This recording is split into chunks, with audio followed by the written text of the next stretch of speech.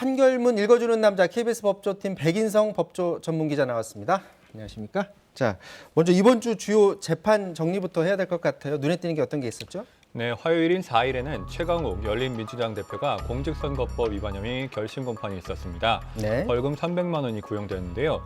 조국 전 장관 아들이 자신의 로펌에서 인턴을 했고 그런 취지로 말했는데 이게 허위 사실이라는 의혹입니다. 한강에 투신한 후 마음을 바꿔 119에 구조 요청을 했지만 대응 소홀로 끝내 목숨을 잃은 여성의 유가족이 서울시를 상대로 손해배상 청구를 한 사건의 선고가 있었습니다. 네. 공무원 불법 행위는 인정됐지만 사망과 인과관계가 없다고 봐 패소했습니다. 오늘은 김학의 차관의 출국 금지 사건이죠. 2019년 출국을 막기 위해 가짜 사건 번호를 적은 출국 금지 요청서를 작성하고 이를 처리했던 직권남용 관련 재판이 시작됐습니다. 지금 진행 중입니다. 네, 지금 화면에서 두 번째 줄에 있었던 거, 그러니까 한강에 투신을 했다가 마음을 바꿔서 119에 신고를 했는데 이제 끝내 익사했다라는 그런 내용인데 관련해서 이제 유가족이 서울시 상대로 손해배상 청구 소송을 했는데 패소를 했어요. 당시 투신 당시 그리고 119에 신고하는 과정에 어떤 일이 있었는지 좀 설명을 해주셔야 될 것 같아요. 네, 사건부터 설명을 드리겠습니다. 2018년 11월 새벽 한 여성이 극단적 선택을 마음먹고 한강 마포대교에서 투신을 했습니다. 네. 그런데 이때 정신을 잃지 않고 살아 계셨는데요. 여성분이 마음을 고쳐먹고 헤엄을 치면서 휴대전화로 직접 119에 신고를 합니다. 물속에서 네, 전화를 한 그렇습니다. 거예요? 한 5분쯤 투신 후에 5분쯤 지나서 휴대전화를 들고 직접 신고를 했고요. 네. 한강에서 투신했는데 살아있다. 구조를 요청을 한 겁니다. 네. 그런데 문제는 119가 절차가 접수 요원, 관제 요원, 그리고 출동 요원으로 나뉘는데요. 접수 요원이 이 신고를 장난 전화로 파악을 하면서 문제가 생겼습니다.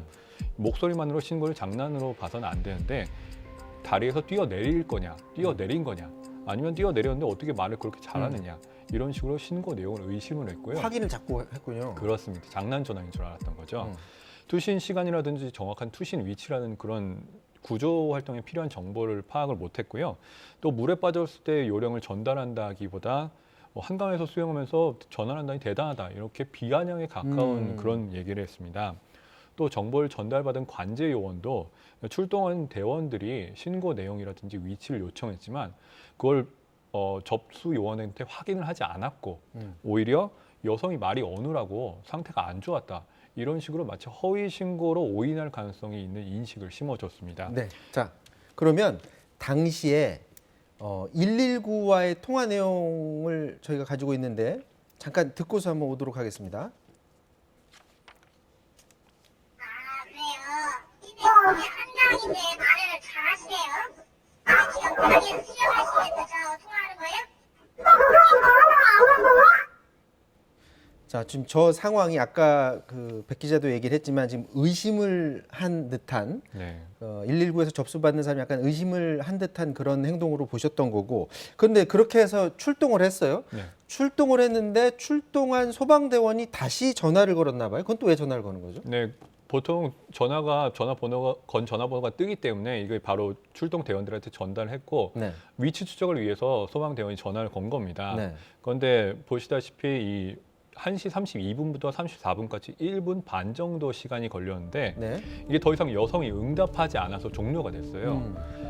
그리고부터 7분쯤 뒤인 41분에 위치 추적에 실패를 했고 그걸로 수색이 종료가 됩니다. 그러면 그렇게 해서 전화를 받은 사람도 그 전화를 받는 태도에 지금 문제가 있었다는 거고 그리고 현장에 가서 구조 활동을 했는데 구조 활동도 빨리 끝났어요. 네. 그냥 빨리 현장에 갔는데 아예 없으니까 가자 이렇게 돌아간 건가요?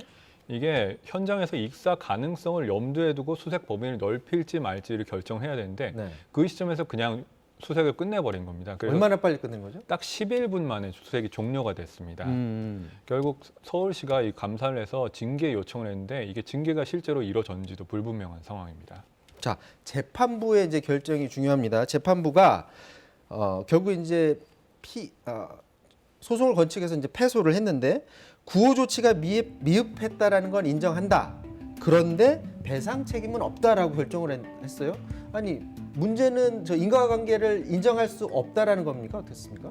네, 불법 행위에 기해서 손해배상 청구를 인정하기 위해서는 가해 행위가 있어야 되고 네. 손해가 발생해야 되고 그 사이의 인과관계 그 세 개가 다 인정이 돼야 됩니다. 그래서 인과관계가 인정이 안 되는데 공무원들의 불법 행위는 인정이 되지만 그 법령 위반 행위가 있었다는 게 여성의 사망에 영향을 끼쳤느냐 이게 관건이었는데 법원은 그게 아니라고 본 것입니다. 네. 일단 재판부는 구호 조치가 미흡하다고 봤습니다. 아까 말씀드렸듯이 접수 직원이 제대로 반응하지 않았고 관제요원도 잘못된 시그널을 줬고 현장에서도 11분 만에 수색을 종료했고 이런 부분은 법령을 위반했다고 판단을 했습니다. 그렇지만 만약 공무원들이 이런 법령 위반이 없었다고 하더라도 여성을 구할 수 있었는지 이게 확실하지 않았던 겁니다. 여성이 투신 후에 5분 후에 전화를 걸었는데 한참 동안 떠내려와서 위치를 특정하기 어려웠고 위치 추적도 어려웠고 또 저체온증 때문에 수색이 종료될 때까지 살아 있다고 보기가 어렵다는 것이었습니다. 네.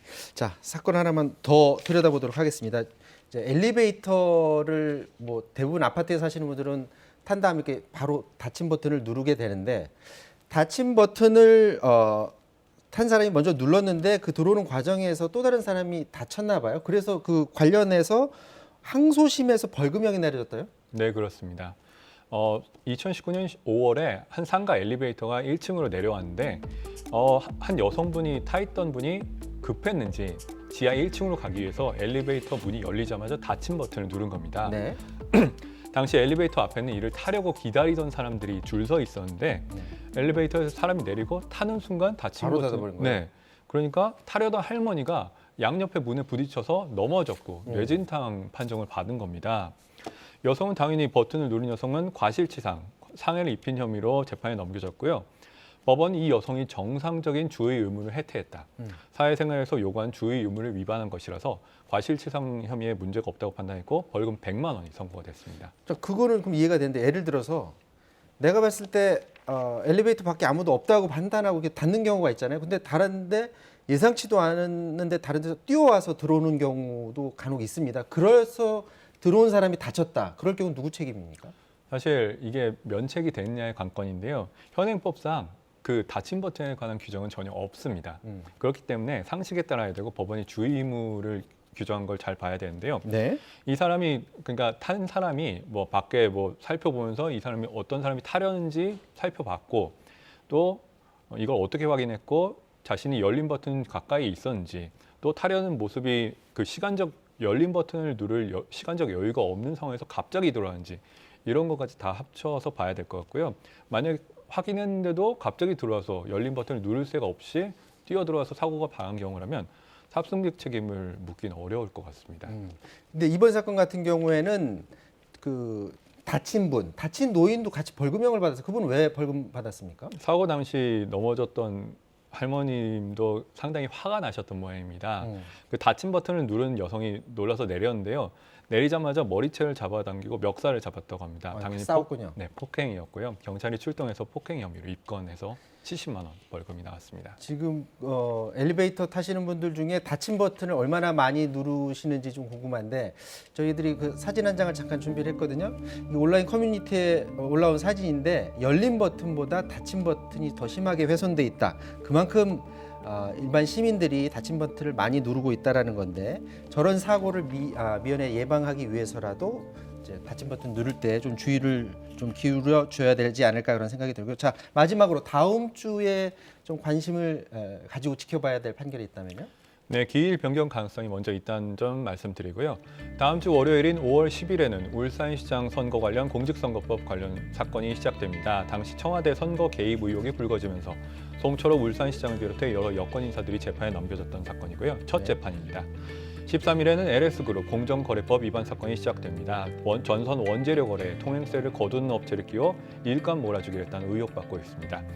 검찰 내 미투 폭로 사건 기억하실 텐데요. 안태근 전 검사장을 상대로 서 전 검사가 낸 불법 행위에 기한 손해배상 청구 사건 1심 결론이 이날 선고됩니다. 14일에 선고가 되는군요. 자, 여기까지 하도록 하겠습니다. 판결남 지금까지 백인성 법조전문기자였습니다. 수고했습니다. 고생했습니다.